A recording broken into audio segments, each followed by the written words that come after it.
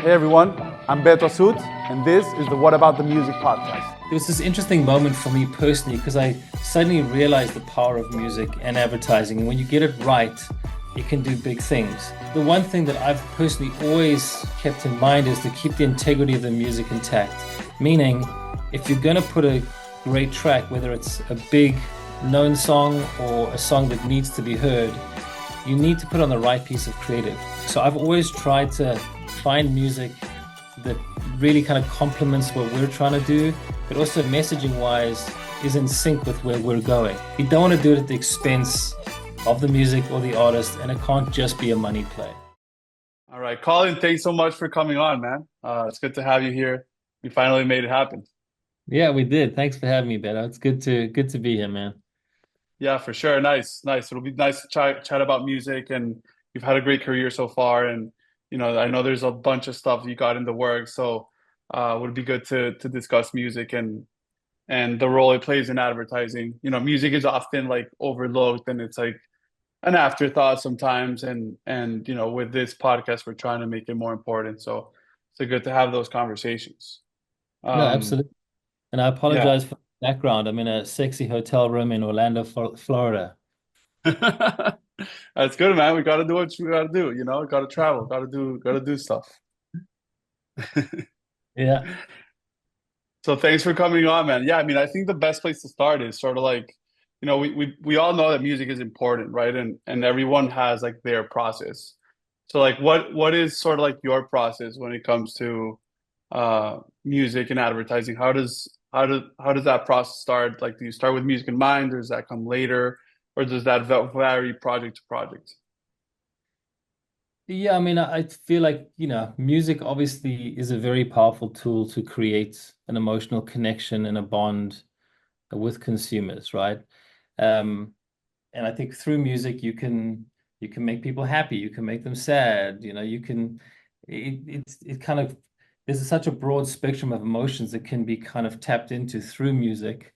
And I think part of it is just having a broad range of music in mind, like I think keeping a finger on the pulse, being having an interest in different genres. So just kind of having all this knowledge in your head, so you're kind of pulling from past experiences, from your collection, from what you've heard through life. And I often will be listening to teams presenting an idea, or we're going through cuts, and then you're just kind of tapping into the database in your head, and you're like, oh shit, this kind of sound or this song, and it just kind of come to mind. So there's a lot of, I think, just tapping into the music that you have stored in your memory bank. Um, so that's definitely a part of it. And then, yeah, I think you've obviously got to keep things like the tone of the campaign in mind, budget, scale, all of that type of thing, right? As you go through the process.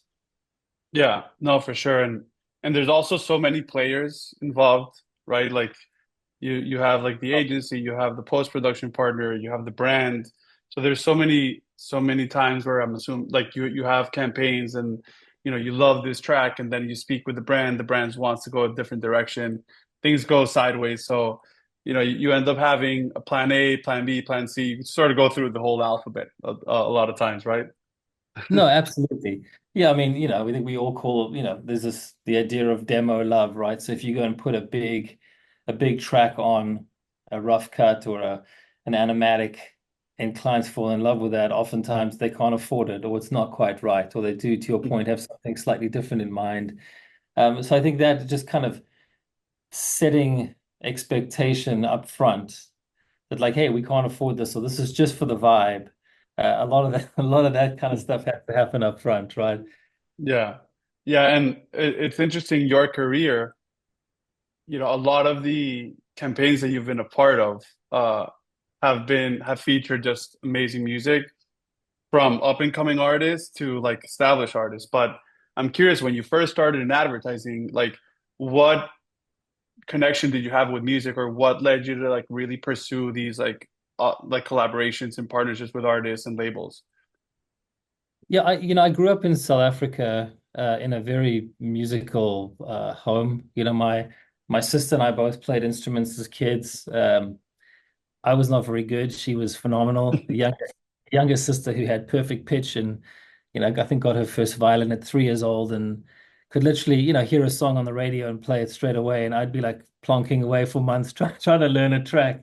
So, not very good at instruments. I loved singing. Um, I was in a number of different choirs. I was head chorister of the Bishop's Chapel Choir. I sang in the Cape Town Philharmonic Choir. I sang with the St. George's Cathedral Choir. I did a ton of drama, theatre. In fact, as a kid, I had this dream of going to the West End and performing as Gavroche in Les Miserables. That was kind of my childhood dream, which never happened. But I think, through all of that, you kind of exposed to a lot of music. I also think being in South Africa as a kid, there was a lot of obviously like local sounds, local music, South African, African influenced. So you grew up with that. And then obviously there's a big European and British influence. So a lot of music from Europe. And then obviously you've got the kind of the American influence, which hits South Africa. So you have all these different sounds that you grow up with. And I think that kind of gives you a really eclectic range of music that you appreciate growing up. And then I Yeah. think I've kind of kept that going, right? And you tap into that as you develop work, right? And you're trying to kind of create those emotional connections with viewers. Yeah, like you're open to possibilities, right? And it's like you don't have like that, tunnel vision and not limited with options. That's cool. Oh, exactly. That's Yeah, no, totally. yeah. Yeah. And so obviously like what and so obviously you mentioned that, you had all these aspirations where you're, growing up and being raised in a music family, right? Like music was a big part of it, but how did that lead to advertising, or what was like the moment like, yeah, advertising is my thing, or how did you start in that world? Yeah, so music didn't pan out for me, right? For a number of reasons. But I was also really obsessed with brands from a young age. Like I was infatuated with marketing and branding. And, I think part of that was just growing up in South Africa in the 1980s and 1990s. Um, we were quite isolated. It was during apartheid, and Mm. we were, purposefully isolated from the world, right? We just didn't have a lot of exposure to brands and the cool new things and what was happening outside. I mean, music kind of made its way through, but other brands, like you couldn't get the latest Nikes or Adidas, so you couldn't get the cool new thing. They just weren't there, right? And I think that kind of almost sparked this curiosity and this kind of love for brands and marketing. And I would get various magazines and things sent from family and friends abroad. But I was just kind of infatuated from a very young age. Um, and then, f found my way eventually to marketing. I also, I loved art as a kid. I should have probably mentioned that. So art, and I loved painting and drawing, and I actually loved art theory as well. Like I was fascinated with just the history of art. So I think all of that kind of combined, just, more of a creative field for me was inevitable. Nice. Yeah, I mean, it's such a, like it's just inevitable sometimes. Like you have your own background, the way you're raised, and it's just like, you have your path and then you just go with it. So it's great that you ended up there, and then obviously you worked in advertising in Cape Town first, right? Like that's where you first started, right? I'm assuming, and then you went on to different parts of the world, right? Uh, right, doing advertising. And I think one of the first campaigns that I'd like to ask you about is VDub. The work that you did there, like what, how did that campaign start, and how did you end up with the music that was selected? Yeah, no, so I moved to, from South Africa via Singapore. We were at Saatchi, Singapore for a number of years, and then moved to the US early 2000s. Yeah, as you say, I moved to kind of work on and help run the Volkswagen Drivers Wanted campaign at Arnold.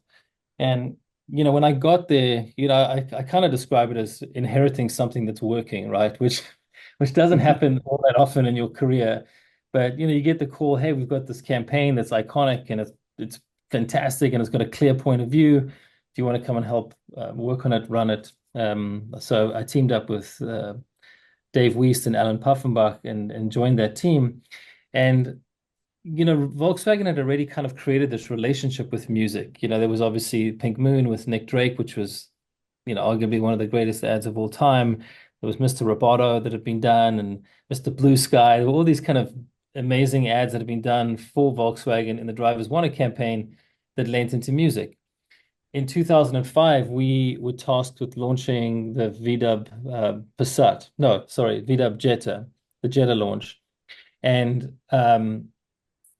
we the campaign that we landed on was all grown up, sort of, was the line. And the idea with the Jetta, it's kind of a car for, young people kind of starting out in their careers. And the line was all grown up, sort of, meaning like you had one foot in the adult world and had all these responsibilities of being an adult, but you're kind of stuck in the middle because you still were kind of young and wanted to, have fun and maybe not take on all the responsibilities of life, right? Mm.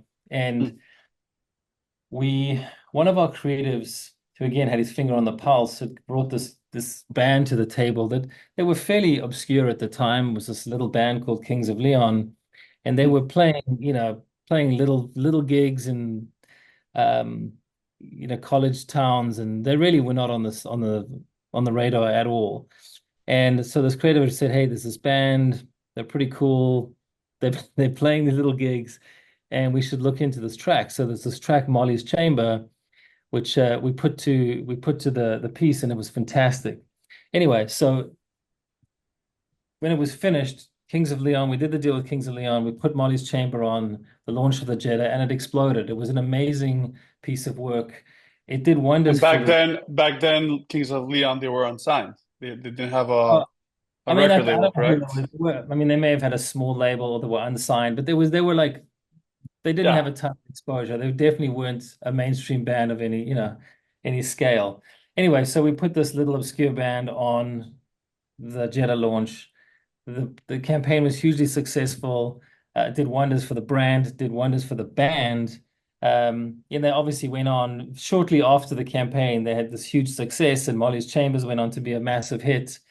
And it was interesting after the campaign launched, maybe a year or so after, they actually attributed part of the success of the song and the band to the Volkswagen Jetta campaign, which was super cool coming from the band themselves. And that really started. There was this interesting moment for me personally because I suddenly realized the power of music and advertising. And when you get it right, it can do big things. And I've talked about this a lot over the years. There's at the time there was this interesting thing where I realized if you keep the integrity of the music intact, meaning at the time bands and labels were apprehensive to put their music into adverts because it was seen at the time as like you don't want to be a sellout and it's commercial versus art, right? Mm. And so there was a little bit of convincing that had to happen to get bands to really put their music on commercials. And the one thing that I've personally always kept in mind is to keep the integrity of the music intact. Meaning, if you're going to put a great track, whether it's a big known song or a song that needs to be heard, you need to put on the right piece of creative. To take an amazing track and put on a shitty piece of creative does nothing for the music. In fact, it can hurt the music, right? Or the trajectory of the song. So I've always tried to find music that really kind of complements what we're trying to do, but also messaging wise, um, is in sync with where we're going, right? So just that's always something I've kept in mind throughout the years is you don't want to do it at the expense of the music or the artist, and it can't just be a money play. Yeah. And it goes both ways, right? Like it'll be bad for the artist or it'll be bad for the brand and the agency, right? If you Exactly. put an amazing track with bad creative, it can backfire on everyone. So, but the fact that we're still talking about that campaign right now, so many years later, uh, is amazing. And then that's, brands have the biggest opportunity to be like amazing record labels if you think about it. Like they have amazing opportunities to, you know, collaborate with an artist in ways that no one else can, right? So that those partnerships are, amazing. And the fact that we're still talking about it to this day is proof of it. Yeah, no, absolutely. It's just it needs to be mutually beneficial. Obviously there's plenty of examples of bands that have just obviously made a ton of money and slapped their music on the wrong piece of creative, and then it just becomes like a payday, right? And I'm not sure that's right for us as creatives just at large. Like you really want to try and keep the integrity of the creative intact. Yeah. And so yeah, but that was a good example of someone in the agency being bold enough to say, hey, like there's this independent artist, this up and coming artist. I think they're amazing. Instead of going with a composer, like let's just take this risk. And just being bold and taking that risk, right? That just definitely panned out. But you've also had campaigns where you've went after a little bit more prominent artists, right? Um, so like it's interesting, like the fact that you've done a little bit of both, and when done right, both can be super effective. Yeah. Yeah, the No, other campaign, yeah, go for it. no, yeah, you go. Sorry, man.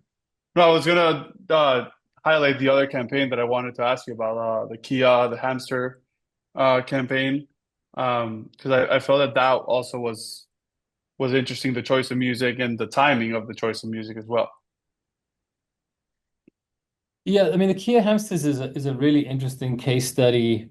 That campaign when That we was when launched, you were at David and Goliath, right? yeah, so we launched the hamsters 2009, and at the time, the Scion XB really had a monopoly on that kind of boxy car market. I don't know if you remember the Scion XB, but it was a kind of boxy, Yeah. all the tuner kids were modifying it, and I it used to was call that like a matchbox growing up. yeah, Oh, that's a matchbox. Matchbox, the toaster. People had all these. Yes. Yes. No, but they had a very clear kind of tone and POV. It was like gritty and grainy and tattoos and underground and that whole thing.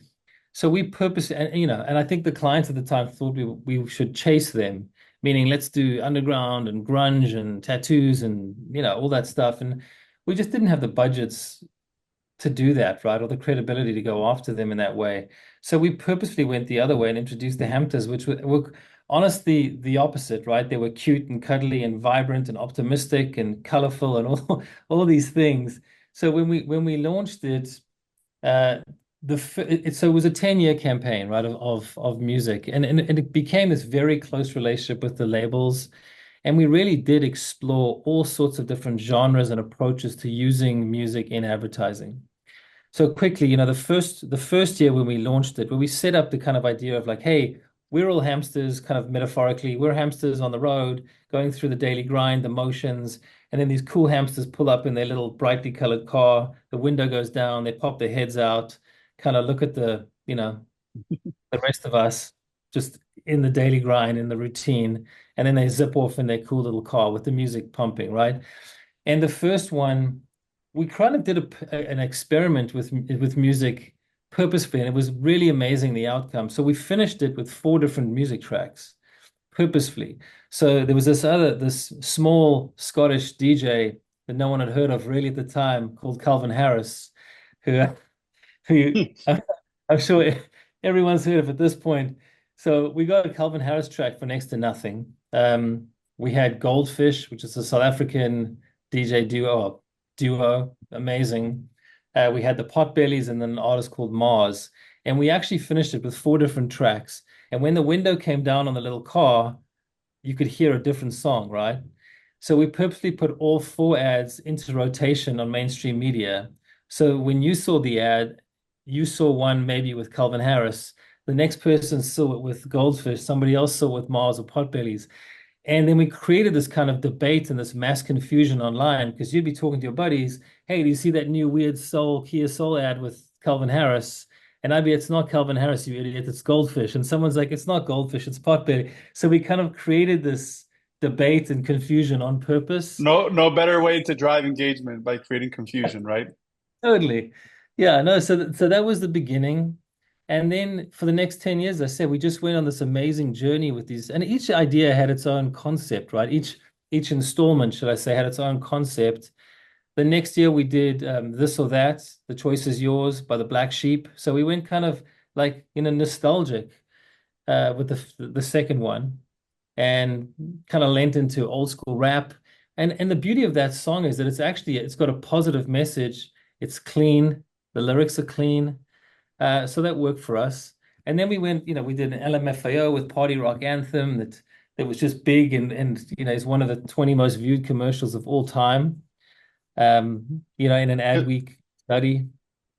I just think it's also the timing, right? That was so good because like when you use that, like it's just the perfect like when you get the artist at the right time, the right campaign, it's just flawless, right? How it just pans out. All these like collaborations, like Calvin Harris at the time, no one no no one knew who he was, right? Talk about timing. Yeah. Well, so when you talk about timing with LMFAO and Party Rock Anthem, so I have this really and have had this long-standing relationship with Daniel Senna, and Steve Berman at Interscope Records, and pop in there and listen to unreleased music, chat about trends, chat about what's happening in the industry, and I happened to be at Interscope, and we're like, hey, we've got this new track. So I listened to Party Rock Anthem that hadn't been released yet, wasn't on mainstream radio, and I was like, holy shit, this thing's gonna be huge. So we actually like got the licensing rights to Party Rock before it became what Party Rock became. So again, to your point, the timing, we were way ahead of kind of uh the curve on that one, got the music at a decent price, put it on, and then we actually got the song on the upswing. Like I think in marketing, oftentimes, to your point, brands aren't brave enough to commit early. They usually kind of commit once it's hit peak, right? And then it's almost on its way down. This, we definitely got it on the upswing and got just a shitload of exposure on the back of it. Yeah. No, I mean I mean you said it like I mean it takes you need to be bold, you need to like take risks, right? So I guess the good time to ask this question. It's like how do you convince clients to take risks with music, right? Because a lot of times like clients have a different mindset sometimes and going through that process sometimes getting an early artist that is not the most well-known artist, right? I think it's the power of music is well known now, and so it's about you know getting people out of some of the habits of oh let me go with an original composition and do what's easy or with a stock track. But it's like a lot of times depending on how the situation is, like it can be a little bit hard, right, to navigate those waters where you're trying to convince clients to take risks, something that has never been done before. So I'm curious, like your experience, like I'm sure you've been a part of a lot of pitches or situations where you're trying to get the artist to do certain things that they would never expect. Yeah. No, I mean, I think there's a lot of different ways to answer that. I feel like there's a bunch of things to consider as an artist, right? So I've had situations where, for example, we were all lined up to do a track with Willie Nelson and the Chainsmokers. And, you know, it's more of a conservative brand, Willie Nelson's, you know, habits, and then that combined with the Chainsmokers, just their name was enough to, for the clients to kill that idea just straight off the bat, right? It was just dead. Yeah, Uh, so that kind of thing, and then, the personality, the lyrics, the point of view of the brand. I mean, depending on how big the client is, how big the opportunity is, these types of things, like what are their social following? What have they said in the past? Like, what do they support? What is the name? Like all these things kind of play into it, right? So I think especially when you're talking about bigger personalities and bigger artists or bands, all of that stuff is taken into account. And then obviously if you've got startups or smaller brands that are kind of less risk averse and want to kind of take risks, it doesn't matter as much, right? So it's really just kind of a depending on who it is and what the opportunity is. And I think yeah, sometimes platforms like, obviously if you're on Super Bowl, you want to have an artist that's not going to do anything dumb or has done anything dumb in the past because everybody's, trying to point fingers and find ways to, more yeah, scrutinize the work. yeah. But I think I mean, your career is a good example of not choosing to go like the easy route because the easy route, talk about Super Bowls, a lot of times like, oh, let me go to Super Bowl. Everyone is going to watch it. So let's tap into an artist that everyone has heard, that everyone knows who they are. And you just borrow some of their equity. And that's like comes off as a little lazy. And that we've seen that so many times. But I think your career and like the work that you've done is a good example of someone that has said, you know what, like this is what works for the campaign, and this is an artist that is up and coming. Let's work together. Let's make something powerful. And I think that's like a good example of, for other agencies, for other brands, right? That the opportunity, to be quote unquote like a record label is there, and it's a win-win for everyone. I think that's Yeah. powerful. No, there's, yeah, I mean, just when you talk about the power of music, one, and if you are going to use bigger artists, we did one installment of The Hamsters with Lady Gaga. And again, we listened to new material from her that was, again, unreleased. And there was a track called Applause. And it kind of, not kind of, it aligned perfectly with where we were heading with the Hamsters. So again, like not to be lazy, we got the track early. It fit perfectly with the messaging of where we were heading. And then we put a ton of time and effort into the actual launch and the media. So for that one, the first time, so Kia had a sponsorship deal with the MTV Music Awards. And we lined it up perfectly. So the first time anyone ever heard Lady Gaga sing Applause was live at the MTV Music Awards. So she sang this song, finished, we went to commercial break, and the first commercial that came on was the Hamsters with the track. So it was like perfectly like leaned into the music, synced up, and then kind of the Hamsters, the action in that one, they get skinny, and they're all in like the black tie suit thing, and they head off. There's this little thing, but that was very purposeful, right? And it made a ton of sense, and it just made the idea stronger and tighter. Which again, like just you got to put the effort in, do your homework, try and find interesting ways to keep the integrity of the music and make it kind of work hard for both the artist and the brand. Yeah, yeah, that's there you go. No better way to say it. Yeah, and I think it's also like, you know, you've worked a lot with brands, but you've also worked directly with artists, right? So I think it's, like you've had quite a journey with John Baptiste, right? And I think the collaboration with him, World Music Radio, I think that's just amazing. And so it would be good to hear from you how that came about, that collaboration. Yeah, that was a very unique opportunity for us. So we worked. So we have well, mutual friends. So Ryan Lynn, who's actually John's creative partner, producing partner. We've been friends for a long time, and so we all kind of met up at Capitol Records years ago, hit it off, chatted late into the night, and it just re remained close friends for years. And we always talked about collaborating on an album together. And so for World Music Radio, which was John's last album, we got ahead of it. I think one of the things we talked about was the creative process is a little broken when it comes to music, just in my opinion. And this is something I've talked to the labels about for a long time, that it feels like, ultimately the artists are brands, right, themselves. And they can be marketed and protected, and you kind of need to kind of really um, fine tune the voice, the point of view, and obviously it can evolve over time. But like that needs to be tight. It needs to be protected. And one of my observations is it always has felt a little fragmented. Like someone's just done a music video and shit, we need merchandise for the tour. Like find someone, just make the gear. And it's like music posters, tour posters. Somebody make some posters. I got a guy's a designer. It just Hmm. felt a little bit like that over the years. I'm just generalizing, right? But it felt a little bit like that. So in talking to John and Ryan, I was like, look, if we can get ahead of it, and we've worked with other artists over the years, but I was like, look, if you can invite us into the creative process, your creative process earlier, the music, the making of the music, which is ultimately the anchor for an album, invite us in early. Let us be part of the process, the journey from day one, and we'll surround you with amazing designers and writers and art directors and strategists, and we can kind of create a very cohesive, integrated look, feel, point of view for the album.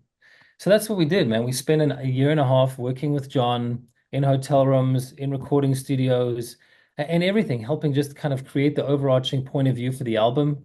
So World Music Radio came out of really talking to John. At the time, he was frustrated with even the way he was being scene. It's like this, he's like the jazz guy because he comes from a very prominent jazz family, New Orleans. But he's like, yes, I'm a jazz musician, but I'm just a musician. I can do anything. Like I want to prove to the world that I can make pop music and rap music and classical music and don't put me in a box. He felt very pigeonholed. And that conversation led to us talking about being pigeonholed and marginalized.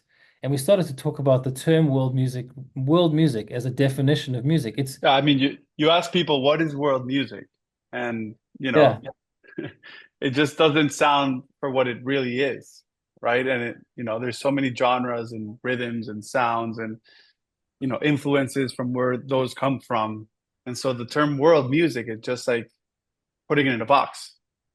that's exactly it, right? So we were like, it's exactly it. It's marginalizing. I think when you at face value, it's like, oh, world music, it's inclusive of the world. I'm like, no, it's not inclusive of the world. It's literally a term that's created for sounds that aren't from the US or a couple of, countries in Europe. And then the rest of us, South Africa, South America, Asia, whatever, you just kind of lumped into this like that's world music. I'm like, no, no, it's just pop music from Africa. Or it's like, no, It's just it's like a lazy term. It's like, oh, this is not pop, rock, or hip hop, so let's just call it world music. yeah, exactly. So that became kind of the theme of the album. And then we created, with John, the music suddenly became super eclectic because of that. So if you listen to that album, there's literally every genre, and there's these amazing collabs with artists from, South America and from Europe and Africa and Asia, and there's different genres. Lil Wayne's on there. There's like a rap track. Fireboy from Nigeria's on there. I mean, it's all these different sounds, and it's pop, and it's rap, and it's classical, and it's big bang, it's theatrical. It's got everything in there, and purposefully so, right? So then when we created the look and feel for everything, we did the same thing. It's kind of pulling from different cultures, flags, fabrics from around the world, and we gave it a very honest look and feel. There's a lot of stuff that was shot, music videos on 8 mil, 16 mil film, 35 mil stills, hand tick type collages. We just kind of gave it this very real, organic, honest feel that was in line with the music. And then that is throughout. If you go and look at that campaign, purposefully super cohesive. We wrote real headlines and real body copy and like language. There's a real point of view in there, stereotypes with types crossed out, all the different genres listed on posters and the social, and then all scratched out and just world music left. We really kind of try to create this very cohesive campaign with a point of view, with a look. And then John blew that out across everything. So whenever every touch point felt the same, it felt like a strong point of view versus fragmented. Hmm. Yeah, I mean, it's a great album. It's a great album, but it's like for me, it's when we were talking about it, it's the fact that pigeonholing to something that like bossa nova is bossa nova. It's not world music. Yeah, You exactly. look you look at cumbia from Colombia. It's cumbia. It's not world music. Like it's more of like in a way like it can be uh, insulting, to some degree to all the history and culture that comes from it, right? In fact, a lot of people think of world music as sometimes like just elevator music too. So it just the term doesn't do it justice for sure. Yeah, no, Um, absolutely. it does not. That's cool that you got to like, because I mean, agencies have again, like it's just artists can do so many good things. Artists are uniquely positioned to like break through culture in a lot of ways. So like it's great that you worked with John on that album. Um, So he actually yeah, has He actually has a new album he just released the first single. Well, it's like a teaser piece, but he's got a new album called Beethoven Blues, which was inspired by, I don't know if you saw his interview, the CNN interview where he played it's for a lead. amazing. It's Yeah, so amazing. he's basically taken that and it's blown out as an album, which I actually haven't heard the full album. I'm super excited to hear. It's on pre-order right now. But Yeah. again, that's him zigging, right? So I feel like you go here and I'm like, I'm making pop music and I'm making rap music with Lil Wayne and I'm doing these kind of cool collabs. And just when you think I'm off here and that this is it's because it was an experimental album, and then now I'm back making classical music with a jazz, soul, funk thing. But it's awesome that he can do that, just keep evolving. I mean, it's discovery, right? You have to take risks and do things that other people are not willing to do. I mean, right now it's you know, with AI, it's just music production has become a little bit stale, and nowadays the way music is being made, with all these loops and all these like samples and all these like, sounds that you can get from different places online, it's just like it just goes against to something like John has done, right? Like he's actually a music connoisseur and he'll go in and dig deep and just try to do something real, right? I like to say like don't panic, it's organic, right? Like I think a lot of times like whenever there's tech, people want to jump in and use whatever tech is available. Um, but just the fact of I think for me it'll always be underrated when you can get real people playing real instruments. I think that's where you get a lot of that magic. Like when you bring people together, that's powerful. It's hard to recreate that. No, I'm with you. I mean, I feel like the AI thing will and is already affecting some of what we do, right? Uh, and we're seeing more of this kind of lo-fi content created, right? Whether it's UGC or lo-fi for social directly. And I think that stuff we've kind of struggled, like how do you do that and still create that emotional connection with people, right? And some of it's a little more transactional. Some we've found ways to create emotion through some of that shorter form content. This is a great example of it, and I think we've seen more since. But when the Ocean Spray Fleetwood Mac phenom came out with that, the dude dog face on the skateboard, and like that was so raw in terms of the visual approach, right? Just him holding a phone, and you could feel just the pure joy of just cruising, the vibe, right? You could feel that. And then that coupled with the Fleetwood Mac track kind of just created this like a little this amazing little moment. And that's a good example of it doesn't all have to be high production, super crafted. But it was just, I'm like, okay, so you're seeing this raw approach to filmmaking gaining popularity, and obviously there's tons of it out there. And I think sometimes the budgets aren't there, and clients don't want to spend money on the music, and then we're going to lean into AI for a lot of that. It's snackable content, and maybe it doesn't need a real track. We can use AI for those types of things. But then to your point, I feel like there's also the other side of it where we're going to want more human connection. Like we want real, honest human moments. And AI can never give you that, right? So while there'll be a place for it in what we do in certain instances, there's also going to be a time where it's like, as people, we're going to want to feel real, honest human connection again. And, it's never going to just be one or the other. I think at this point, like, yes, we're going to do more and more AI, whether it's generative AI with stills, whether it's with video, whether it's with music, whether it's with like voice cloning or whatever, like obviously 11 Labs is doing a lot of that stuff already. Like, you're going to see more and more of it, but there's a cause and reaction to this stuff, right? Like, I feel like the need for human connection and real human moments will actually become greater. Like people want more of that as we move forward. Yeah. And I think everyone is a little bit tired of, another like another podcast of people talking about AI, right? But it's just like the reason is because like no one knows what's like how far will it go? No one knows what it'll do. Like if you look 10 years ago, where we were and look where we're now, the next 10 years, we're gonna be like in just another like it's gonna like no one imagines where we'll be 10 years. It's very hard. It's because it's exponential of where it's going. But for me, it's like on the brand side, whether it is a social campaign, whether it is a TV broadcast campaign, how big it is. At the end of the day, you wanna create engagement, you want to create conversations, you want people to feel good, you want them to talk about whatever the message is that you're pushing. And the more authentic the music is, the production feels, the creative feels, the more you can get there. And so like with when it comes to unfortunately, like for me, it's like whenever it's like generative AI music or stock music, or it's going to be hard to create that authenticity and that engagement, right?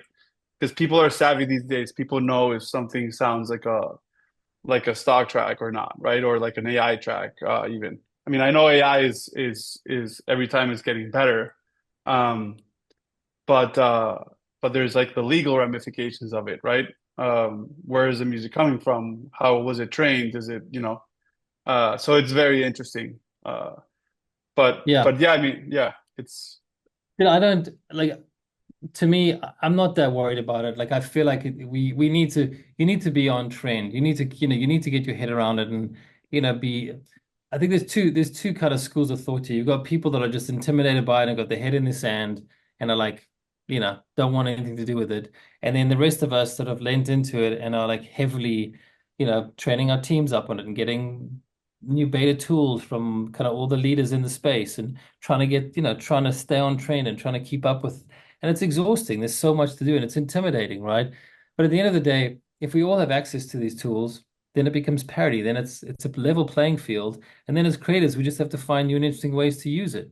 And to me, that it's no different to like processing speed on computers or memory. This shit evolves, right? Or the 100 meters. If you think about it, human progress, like everything moves forward.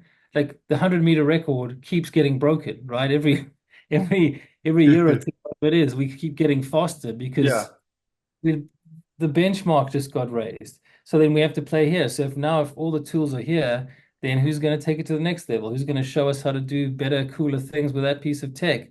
And I feel like that's what it's going to be. It becomes another outlet, another set of tools. yeah, yeah. And for me, it's like, how can you get something that's already authentic and then use AI to enhance it, or create something different, but the source is always authentic, right? And I think that's when you can just do so many things, right?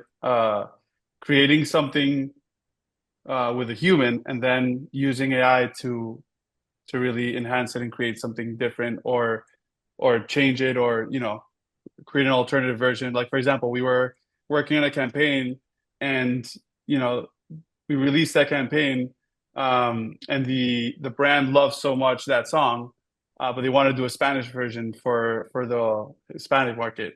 And so we were providing like alternate tracks, and they were like, "Shit, like we really like those tracks that you're sending, but like this one does feel great." Like, and like they didn't wanna they didn't want to go to the studio, and because of time, like it was time sensitive, they didn't want to record and do all this, like get a singer to sing in Spanish. But we got this we got an AI model to basically use the same song and then record that original vocal in Spanish, and then we got the artist to approve, and so the artist approved, and it was just such an amazing result, right? But that was possible with AI to meet the timeline, to meet the deadline. You know, budget, right, was also an element here. So it just provides flexibility. But when you start with an authentic piece of art, it's even better. Yeah. No, I mean, totally. And you've seen it. We've actually dabbled with this as well with we've got celebrity talent and they're busy and we can't get to them. And we've actually like started to play with like, when you play with voice duplication and whatever, and we play with that and you can't tell the difference, right? So if you've got someone with a very distinct voice who's prominent and you create what's it called? I wrote that term down because it was voice cloning, the thing, and you can't really tell the difference. I mean, you saw those early experiments with like David Guetta when he did the Eminem track, right? At that concert a year ago, whenever it Yeah, was. Like you couldn't really decipher if it was real or not. But at the end of the day, that I think there's going to be so much value in human, real, authentic, creative moments in the future, right? And there's only a few of those things that can really exist. So if you imagine, to me, the value of sport, live sports, is going to go up in the future because it's one of the few things that we can't mess with. Like we can't mess with sport if we can keep performance enhancing drugs out of sport, and you go to watch. a game of basketball. I mean, like the women's final, the series now was amazing. Last week, or this week, just phenomenal. Huge crowds, huge viewership. It's phenomenal, and you see that happening, and you go, that's special. That's one of the kind of the last things we can't mess with. It's like it can't be affected by machines because it's real and it's human performance, and you're kind of marveling Yeah. just in endeavor. And I feel like the And same it with, sorry. no, sorry, go ahead, go ahead, go ahead.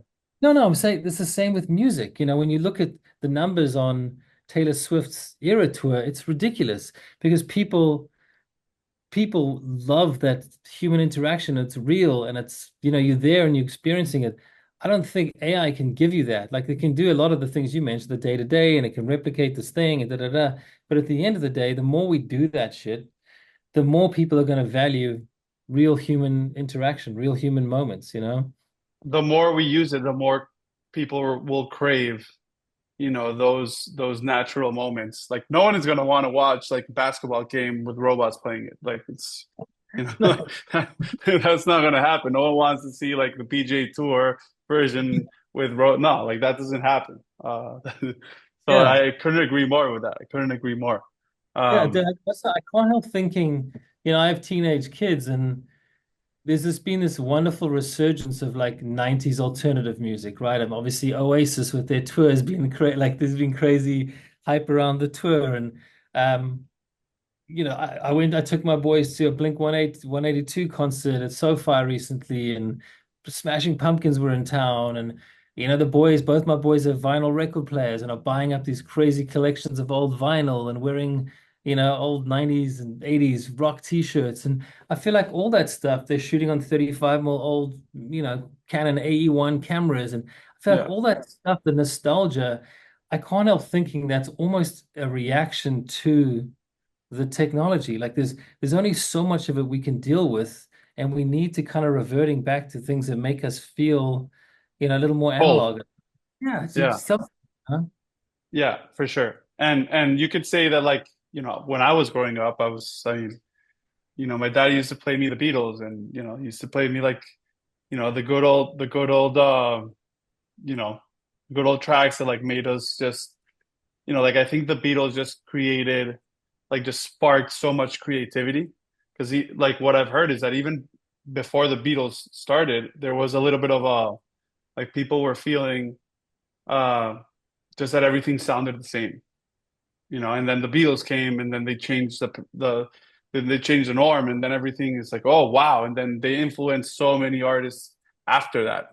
Mhm. Right. And I think now like we're in this sort of a flux right now. And then I think it'll take someone, like the Beatles did back then to like really break that cycle. Yeah. So it's Oh, interesting. definitely. Yeah. No, but Colin, this was great, man. What a great conversation. Thanks so much for the time. No, thank you for having me. It's always great to talk about music and the past. It's nice to reminisce a bit and hit on the future. As you said, I think the AI conversation is getting a little tired. Everyone's like, okay, no one knows where it's going, but it's good to hit That's on why that. people talk about it because no one knows. Even though they say they know, no one knows really. Yeah. But you did hit on something, sports. Got to invest in sports. Yeah. Hey, if you got money, buy a sports team. Right? There you go. That's easy. Thank you, Colin. All right, my friend. Good to see you.